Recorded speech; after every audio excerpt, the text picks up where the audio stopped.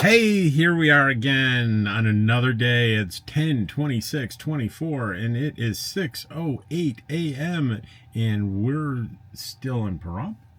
The outdoor temp is 59. It's friggin' 78 in here, which means my heater's going off. So while I'm doing this, I'm going to go turn that heater off. Holy mackerel.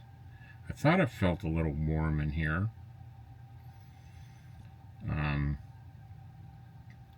Yeah, let's turn that down and off. I can do it by my phone. It's a cool little app for a one of these heaters that you plug in, and it radiates heat and kind of rotates. It's no good for off grid unless you have a ton of battery.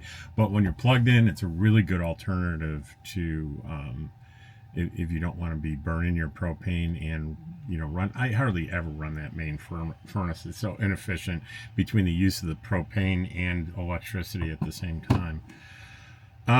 All right, we're going to talk about we're going to read some comments, and the first one is from M. Campbell on the positive news video, Kindness as an Art Form. And she says, we all need a reminder to speak better to ourselves. Thank you. You're welcome. Sierra 9743 on avoid getting your LTVA permit revoked. Thank you for going over all these rules, etc. Most is common sense, but nowadays it actually has to be spelled out to some people. It is sad we have to teach people to be respectful. Good video. Thank you. I get what you're saying, but I'm going to play devil's advocate on a couple of things. Most is common sense, but nowadays it actually has to be spelled out to some people. I'm not sure that these days are different than any past days. This whole concept that things are terrible, things were better years ago. In terms of things like this, I don't really think that that's true. It's sad that we have to teach people to be respectful. I think, well, is it? Because I think one of the primary parenting jobs is to teach children how to be respectful. I think it's a good thing when we teach people how to be respectful and continue those lessons into adulthood, because we could all use reminders on being respectful. And I think one of the things that I wanted to get across in this video is some people get into trouble in the LTVA and maybe lose their permits because they misunderstand or do not understand what the rules really are. And I evoked the scenario of someone feeling strongly, I have the right to do XYZ, and they stand up to aggressively, verbally aggressively to the BLM personnel standing up for their rights, and as a result, they end up losing their permit because they lack both an understanding of the rules and an understanding of the authority of the people that work in the BLM. So I was really trying to make sure, hey, understand what the rules are pretty thoroughly, and do not assume that you have a right to do something unless you really know you have a right to do it. And then if you're called out on something that you believe you have a right to do, the battleground shouldn't be the camp host or the ranger.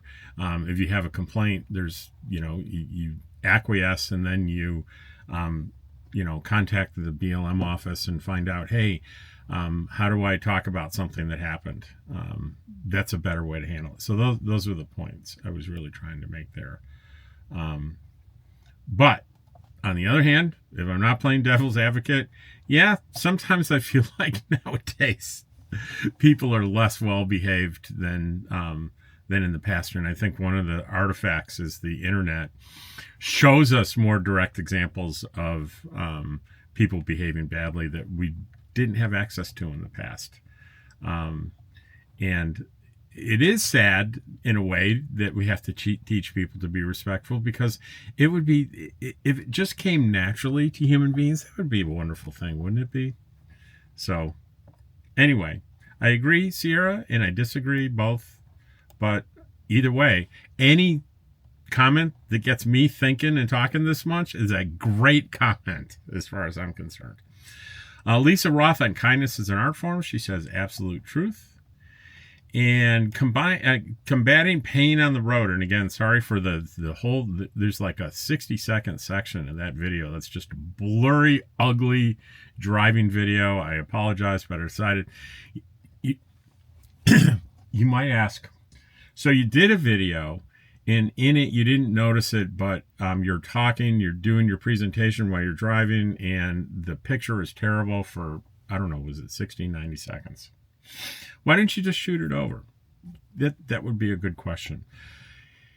If I did that, and I did things like that, and I corrected problems like that, this would become a job that I probably wouldn't really enjoy. So this is recreational for me. So every once in a while, you're going to have some.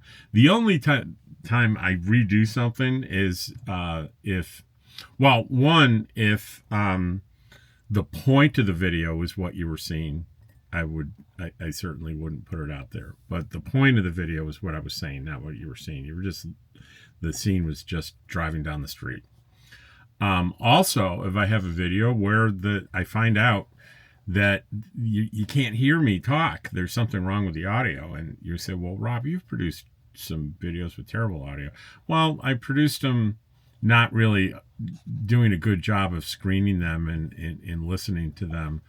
And it wasn't intentional. But if I get into editing and there's no sound, or the sound is distorted and I can't fix it in editing, then I trash the video. I may not do it over. I just may not do that video. So,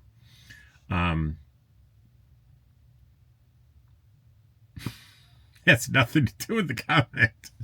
The comment is combating pain on the road was about my chiropractor. And Renee says, my husband gets shots in his back. He sees a friend who's a chiropractor. His hips are bone on bone too. Whoa, sounds like both of his are. That's tough. Renee, again, sorry, I misunderstood, Rob. I didn't mean to offend. Mine was totally mean. If I ever meet you, I'll explain. Then you can do therapy on me, laugh out loud. Okay, let me explain this. In my comment video, I think it was my comment video, I talked about my stepmother and an experience I had with her that was disturbing for me.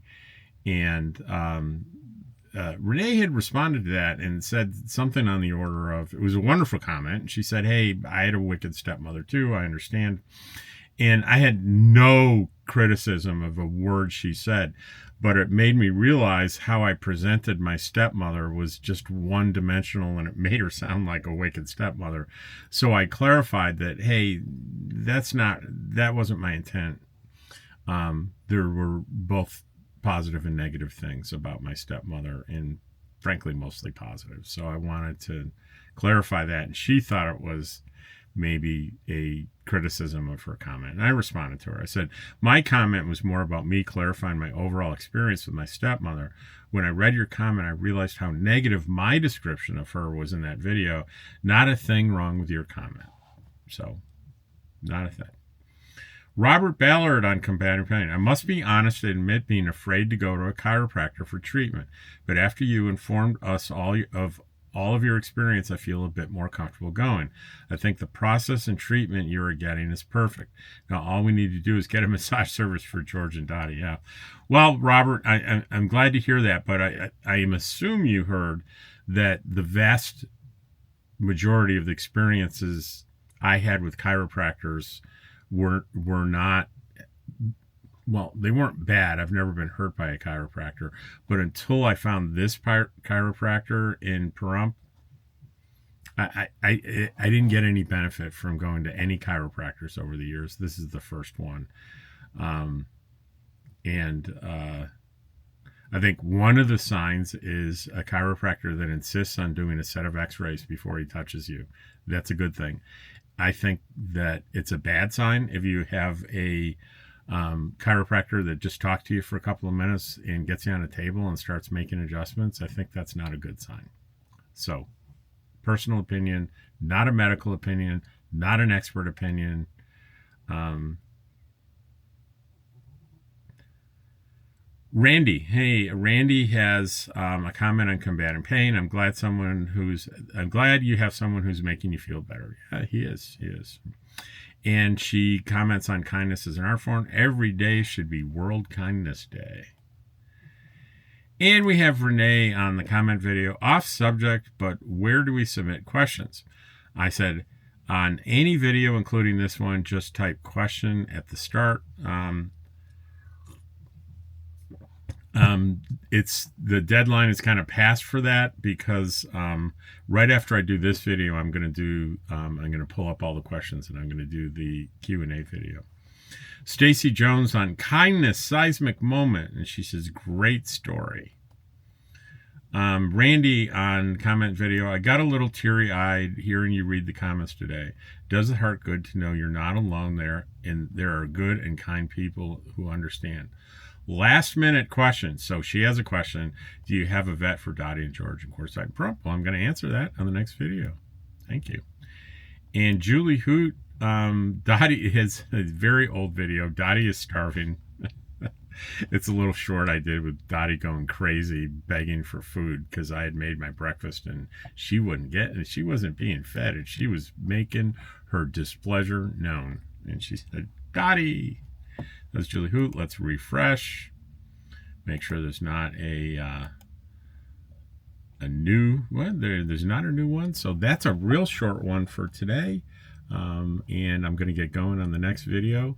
Today's positive news video is it's already out there, and it's on the Muppets and grief. And I am publishing it. Right now. Let's see, submit, and let's go public, publish. Muppets and grief, positive news number 240. See you tomorrow.